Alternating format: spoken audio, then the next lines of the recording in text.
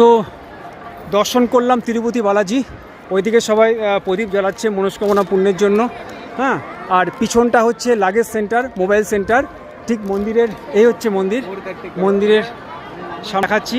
এখন বাজে 5টা, দর্শন হয়ে গেল। 6 ঘন্টার উপর লাইনে দিয়ে ভিতরে প্রসাদও খাইয়েছে, লাড্ডু খাইয়েছে এবং একটা ফ্রি লাড্ডু দিয়েছে। তার সঙ্গে আমি 2টো লাড্ডুও নিয়েছি। এই বড় বড় লাড্ডু এক একটার দাম 50 টাকা।